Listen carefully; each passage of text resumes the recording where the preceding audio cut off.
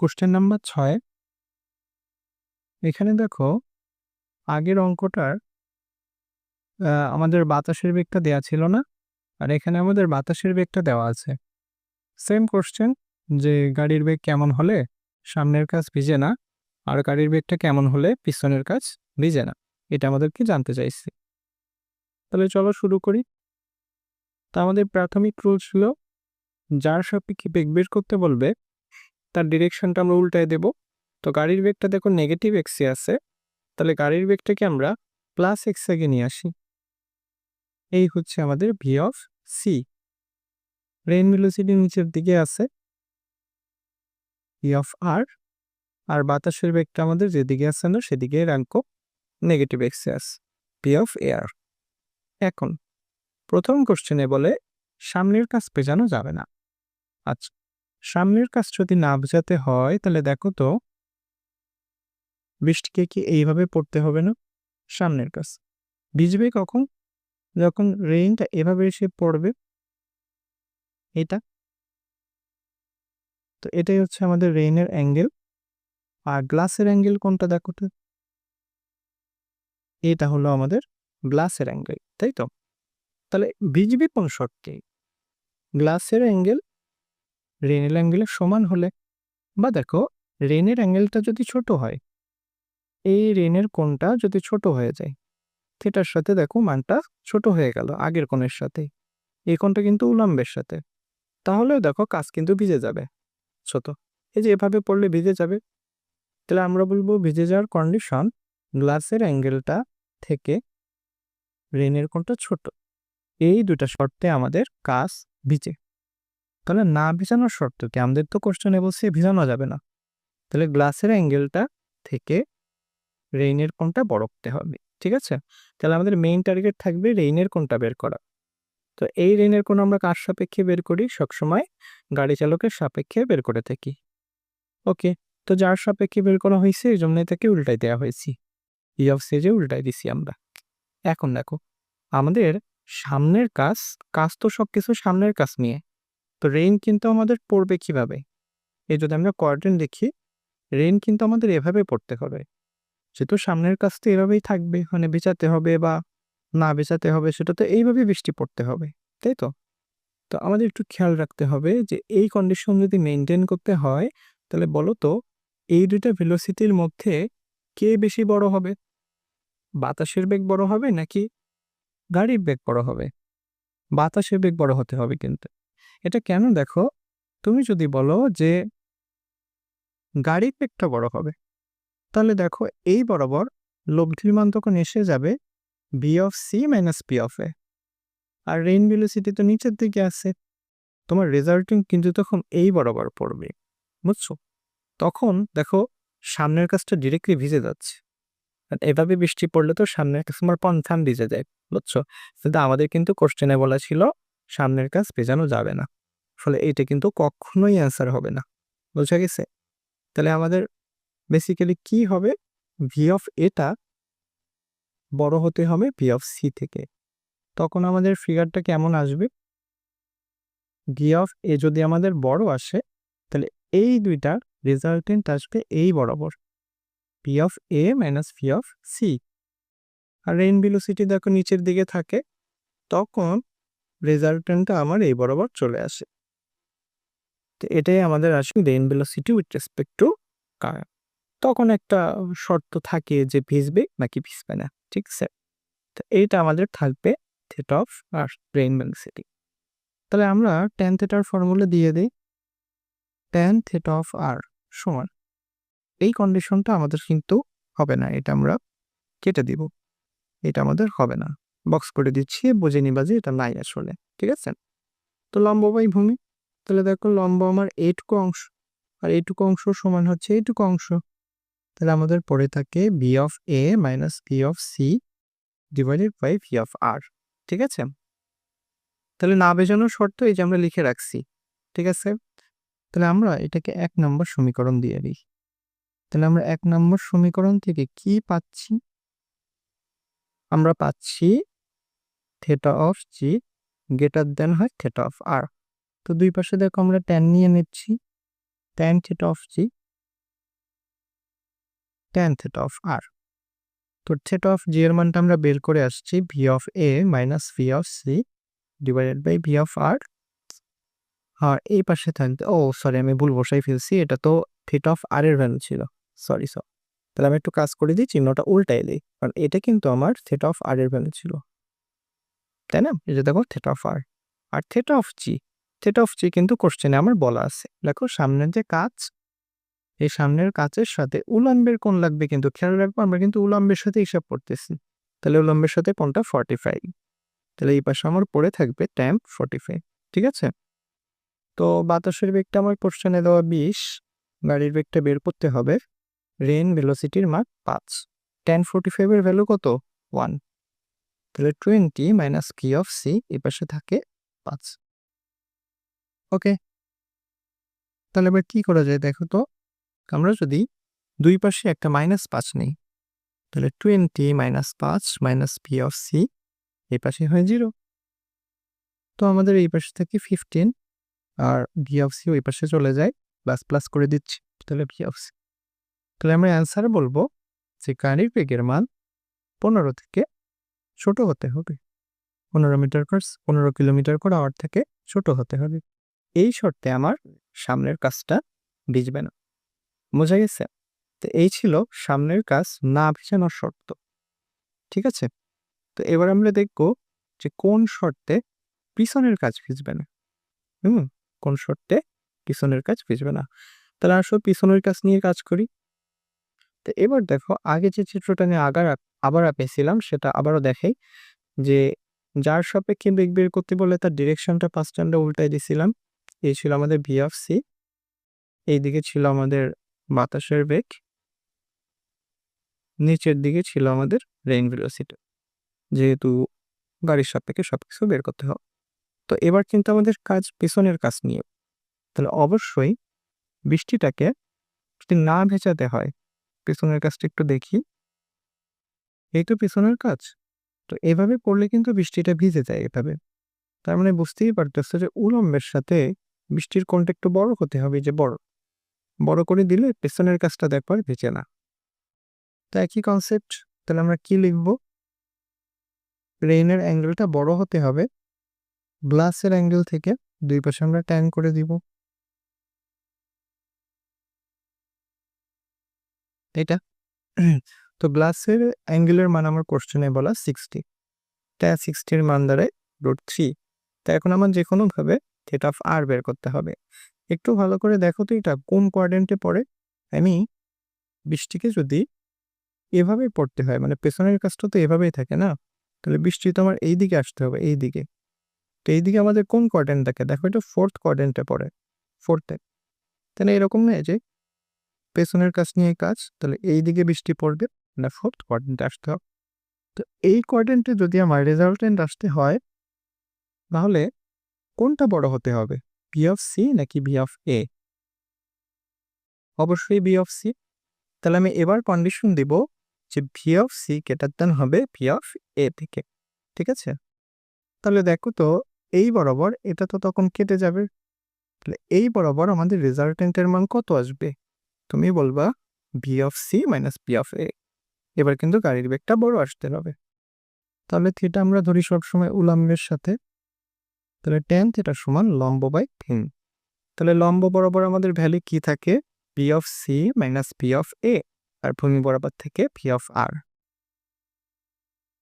V of R আমার মনে হয় এবারের আমার করে দেওয়ার কোনো প্রয়োজন নাই। তুমি ভি অফ এর ভ্যালুটা জানো, তুমি ভি অফ আর এর মান জানো, এখান থেকে আমার মতো করে ভি অফ সি বের করতে পারবো। ঠিক আছে, গ্রেটার দ্যান লেস দ্যান যে কোনো একটা আসবে, বলবা এই শর্তে পিছনের কাজটা ভিজতেছে না। ওকে, তো আমরা সেম ম্যাথটা আবারও আয়তাকার ভেক্টরের সাহায্যে দেখব।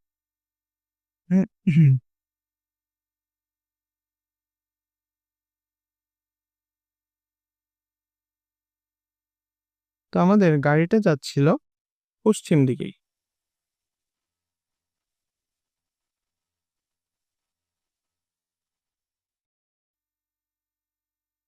আমাদের গাড়িটা এই বরাবর যাচ্ছিল, বাতাসের বেগটা তার দিকেই ছিল, বাতাসের বেগের মান বলা ছিল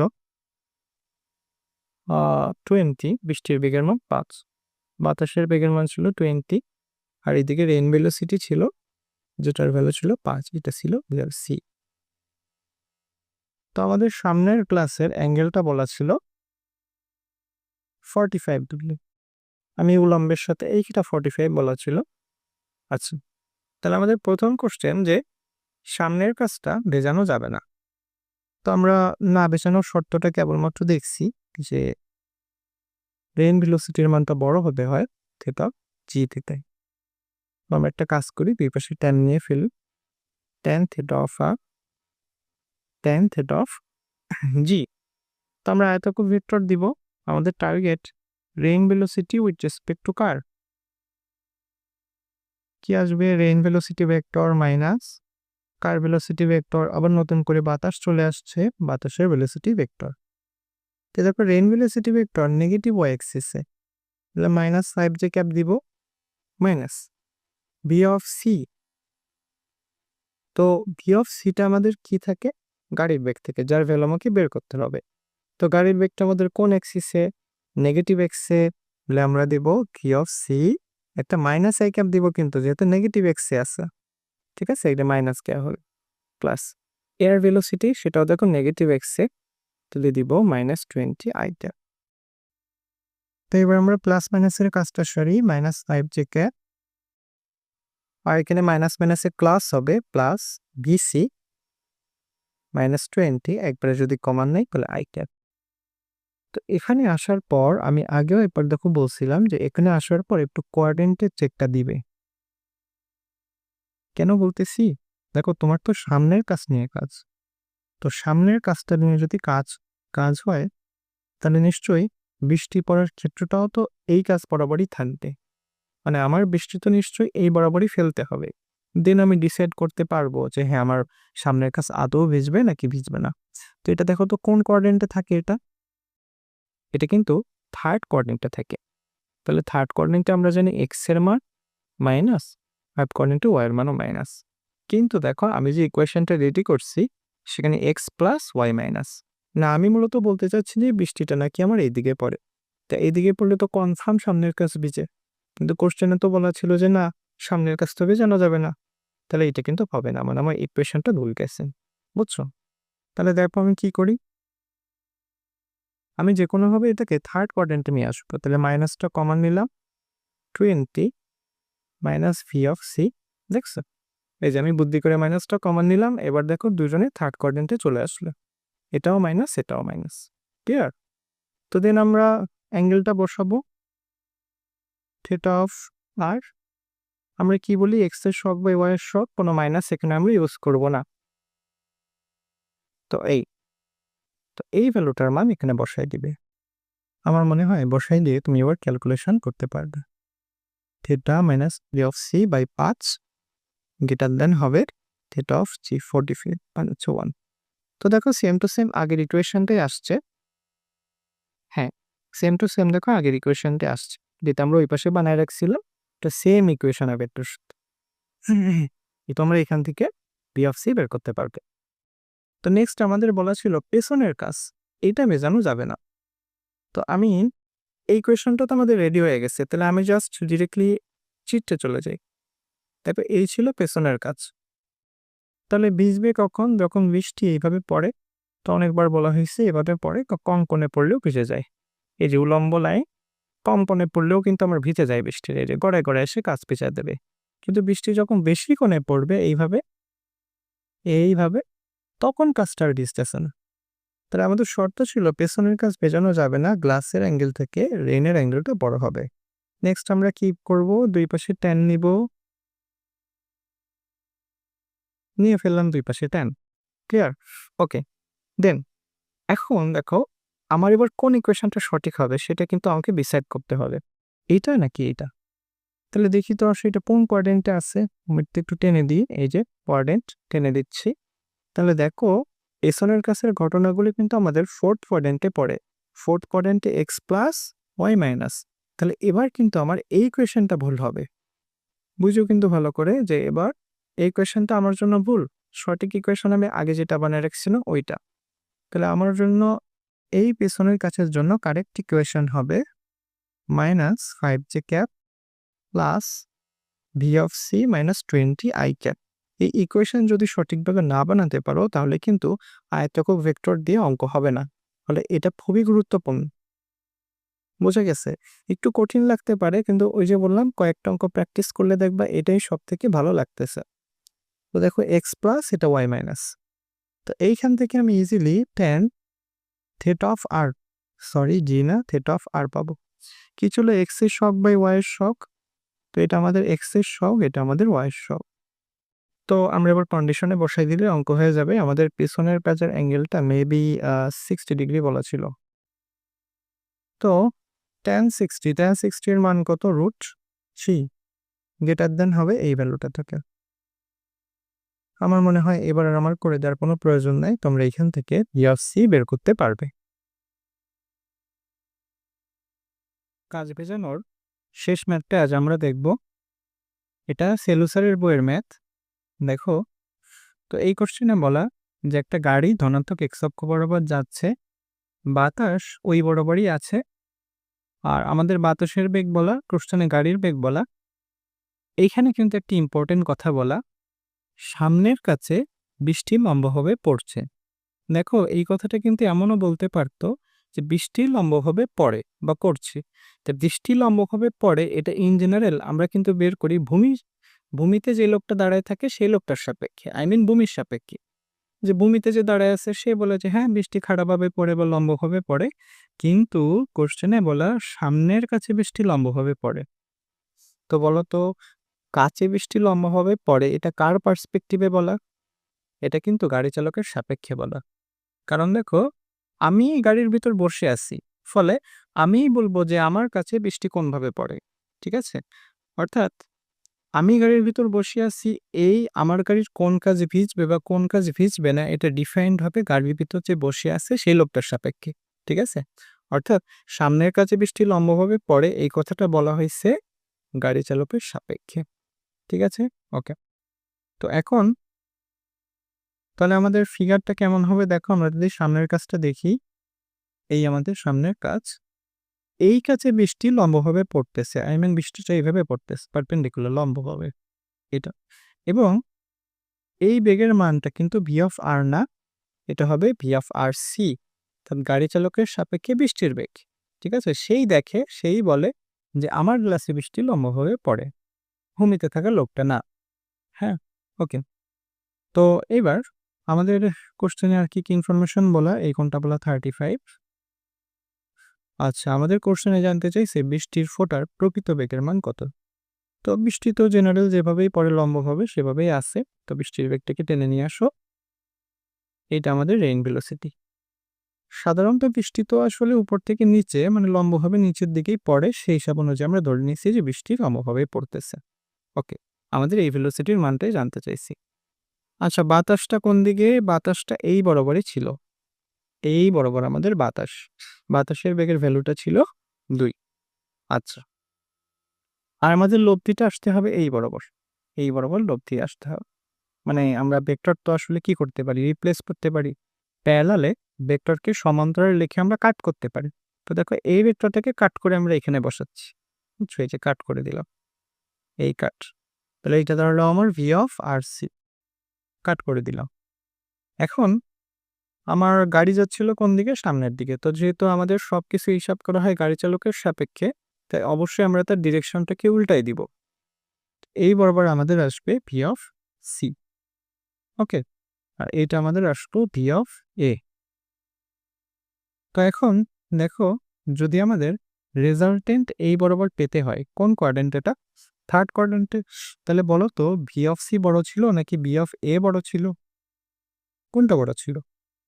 ও, আমাদের তো দরকারই নাই, ভি অফ সি তো আমাদের দেওয়াই আছে বারো। আচ্ছা আচ্ছা আচ্ছা, তো দেওয়াই আছে বারো, তাহলে আর বড় ছোট দেখার দরকারই নাই। তাহলে এই দুজনার রেজাল্টেন্ট কত হবে? 10। এবং কার দিকে হবে? ভি অফ সি এর দিকে।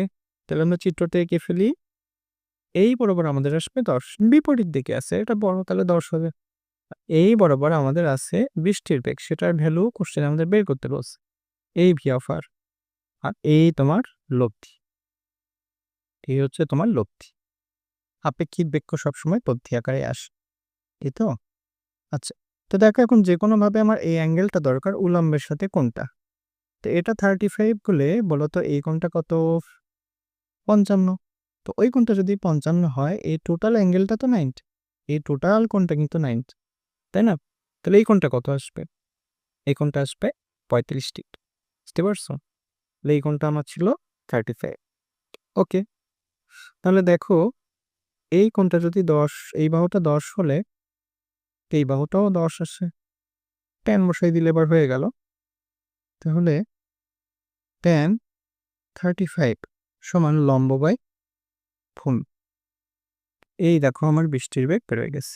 10/tan